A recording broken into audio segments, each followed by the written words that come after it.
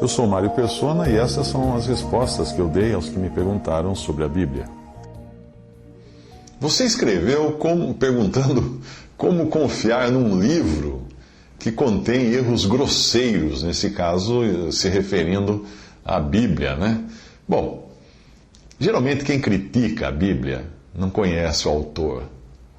E além disso, você não pode querer analisar a Bíblia do ponto de vista científico, porque a Bíblia nunca foi escrita para ser um compêndio de ciências, não. Ela foi escrita para mostrar aos homens o caminho da salvação eterna. Ela foi escrita para revelar Cristo, Filho de Deus, vindo ao mundo. Deus quis falar aos homens de coisas mais importantes do que as coisas visíveis, palpáveis e experimentáveis que são as tratadas pela ciência. Portanto, a abordagem sua está errada, porque o objetivo da Bíblia não é de provar verdades científicas, não. 2 Coríntios 4, versículo 18, diz assim: não atentando nós nas coisas que se veem, mas nas que se não veem, porque as que se veem são temporais, e as que se não veem são eternas.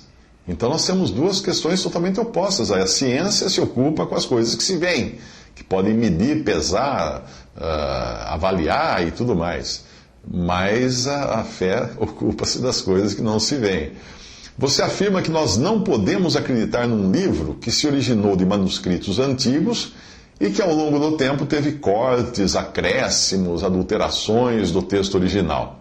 Bem, então eu pergunto o seguinte: se você tivesse acesso ao original, será que você iria considerar esse texto confiável, então, nas afirmações que esse texto faz? Bem, infelizmente não é possível hoje, realmente hoje ninguém tem acesso ao manuscrito original, ou aos manuscritos originais, né? Porque já que a Bíblia é uma coletânea de vários livros. Mas eu acredito que Deus tenha até permitido que não existissem os manuscritos originais até hoje, porque eles certamente iriam se transformar em objetos de culto, como fazem com o pseudo-sudário e outras relíquias ditas do cristianismo. Nós temos hoje apenas cópias segundas, cópias terceiras, cópias décimas dos manuscritos originais. Quanto mais longe a cópia estiver do original, mais sujeita a erros. Isso é lógico, não é? Pelo menos é assim que deveria acontecer com um texto qualquer. Mas será que aconteceu isso também com os textos da Bíblia?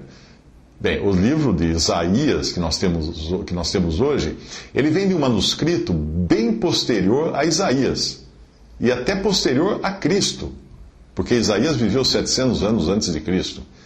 Entre os manuscritos descobertos em 1948 numa caverna lá no Sinai, em Israel, perto do Mar Morto, tinha um manuscrito de Isaías que é muitíssimo mais antigo do que o que foi usado para compor as Bíblias que nós temos hoje. E quando compararam o texto dele com o texto dos manuscritos usados hoje para a Bíblia, adivinha o que aconteceu? Exatamente, é idêntico. Eles são idênticos. O cuidado na cópia era tamanho que hoje existem manuscritos que trazem uma mancha de tinta na margem que é repetida nas cópias seguintes. Alguém deixou pingar uma tinta na margem e o próximo copista fez um pingo de tinta na margem, de medo de alterar qualquer coisa no texto original.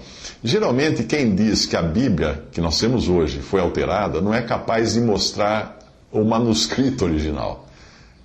Porque para você dizer que algo foi adulterado, você tem que ter a cópia original, ou o original da cópia, né? Ou uma cópia anterior até. Você já viu alguém mostrar o original da Bíblia? E como é que esses daí afirmam que houve alterações, cortes, mudanças? Como? Baseado em quê? Esses defensores da originalidade, que supostamente descobriram tantas alterações, deveriam trazer a público, então, a cópia mais fiel, que certamente eles possuem, para beneficiar a todos, não é mesmo? Quanto aos apócrifos que você mencionou, e a razão de não fazerem parte do cânon das Escrituras, o critério é muito simples. Incoerência com o volume todo dos livros mais conhecidos e que possuem maiores provas de originalidade. Você já leu algum apócrifo? Muita gente fala assim, mas e os apócrifos? Nunca leram um apócrifo. Você já leu? Experimente ler um. Eu li um evangelho apócrifo que ensinava a fazer lavagem intestinal. Cristo, supostamente, nesse evangelho apócrifo, ensinava os seus discípulos como fazer lavagem intestinal. Agora você pergunta como é possível crer que um livro foi inspirado por Deus quando existem tantas interpretações diferentes para esse mesmo livro?